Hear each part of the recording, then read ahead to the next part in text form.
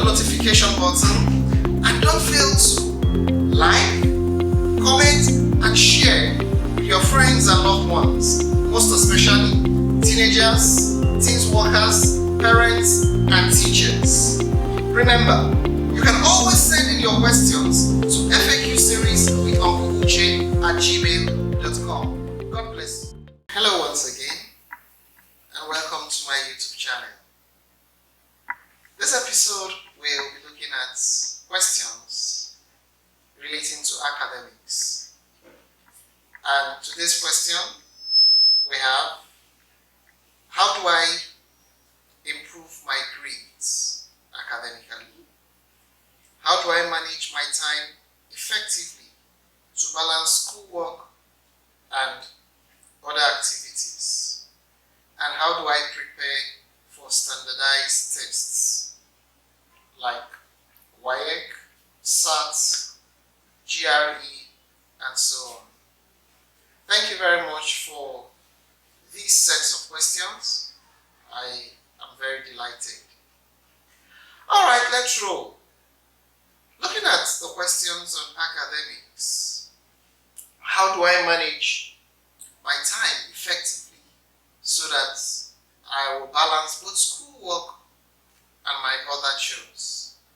It shows that whoever sent this question is somebody who is set for greatness. To manage your academics, the very first thing we need to learn is what we call appropriate timetable structure. You see, for everything we do, we need to learn how to put them down in a timetable manner. I should have my timetable for my daily activities. I should have my timetable for my studies. I should have my timetable for other activities.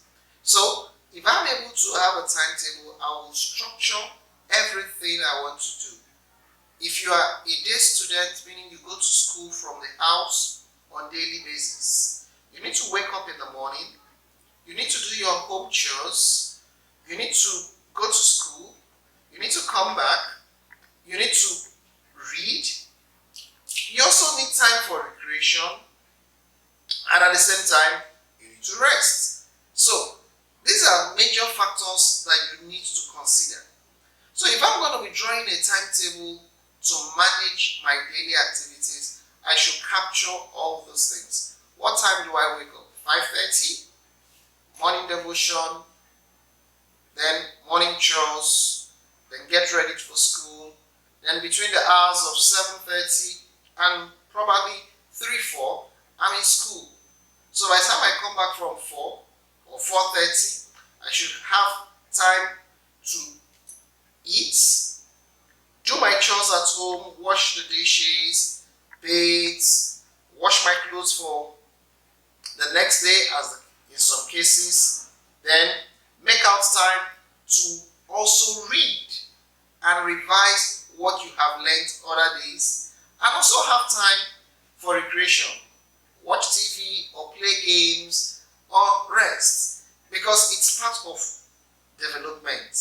So, while you prepare your timetable, let it be realistic.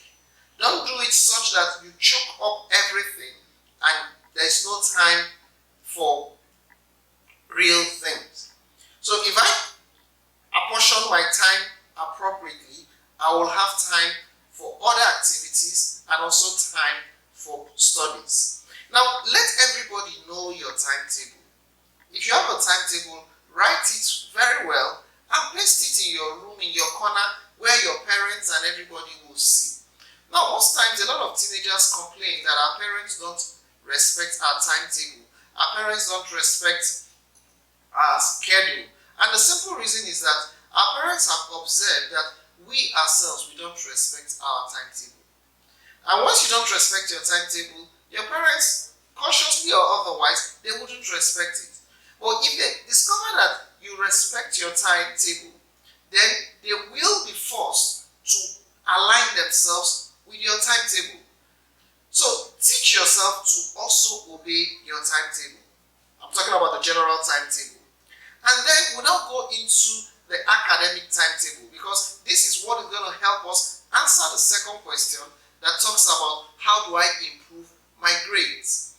You cannot be talking of improved grades when you are not spending adequate time to study. And for you to have adequate time to study, you have to factor it into your reading timetable. Reading timetable is different from the general timetable. In your reading timetable, you should ensure that all the subjects are captured adequately. Now, those subjects that you have a little difficulty in, or those subjects that pose a little difficulty to you, can you learn to increase the time of study for those subjects? Give them multiple times so that you get to read them over and over. You see, the more you read something over and over, the higher the tendency of it sticking in. And then, when I have this timetable, for me to be an excellent student, coming out with top grades, one little secret you should learn: don't wait until exam time to start reading. From the beginning of the term, can you start to read? When you come back every day, first of all, revise all you have been taught in school that day. And then go a little step further to add a little more to what you have been taught. So that when you're going for the next class, you already have an idea of what the teacher is going to say. Now, if you start this, you are going to unconsciously build a good habit of reading. We once talked about habits in this series. Good habit of reading. If you start small, it becomes part and parcel of you. And before you know it, once exam is coming, you do not have so many things to study. You're just doing a lot of revisions, and then what you may need to strengthen on will be very few. Maybe those areas you want to develop more. And then while reading, another little technique you need to do is learn to read with a jotter. You see, I see a lot of students, they just carry their notes, lie down on the bed, and they say, I'm reading. When you read, write down something. You see, when you're writing these things down, it has a way of sticking in the memory inside your jotter. So that when it's time to revise, you're just taking up your jotter and you're revising your jotter, and the thing is flowing back. These are little things you do that will help you increase your grade. Let me also say at this point that our reading habits or our reading times differ from one another. Some persons could read a material once and they grasp it one hand.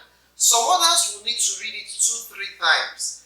In other words, you need to understand yourself when it comes to reading for you to have good grades, so that you will know if you're the kind of student that needs to read something over and over. Sometimes do some revision with other students. Even try to teach other students. You know, one thing I learned from teaching other students, when you're teaching other students, the things you have read has a way of cementing in your head. And then in the process of teaching, sometimes you discover that the principles, the way you learned this thing, is not actually the right way. And it's where you're teaching your colleagues that they get to correct you and you get to learn it right. And it gets to stick. So when you find yourself in the exam hall, you just have a way the memory recollects and it begins to flow.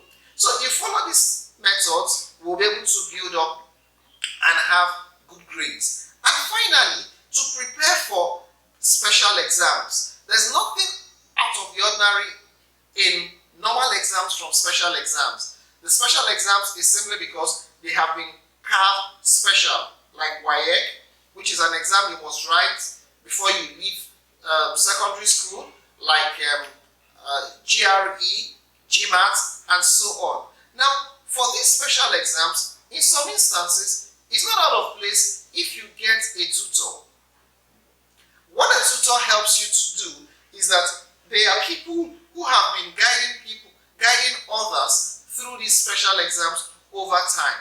So they know the syllables, they know the techniques to go on going through these things. So if you have a tutor, it will go a long way in guiding, helping, and shaping your reading time and your reading prowess, so that we can get the best out of them. Don't forget to do partnership, as the case may be. So these are things we need to do if we want to improve our academic grade, if we want to balance our reading time with other activities, so that we can be better off in our grades. Thank you very much for this particular section, and don't forget, as usual, to like, comment, and share with your friends and loved ones. See you at the next episode.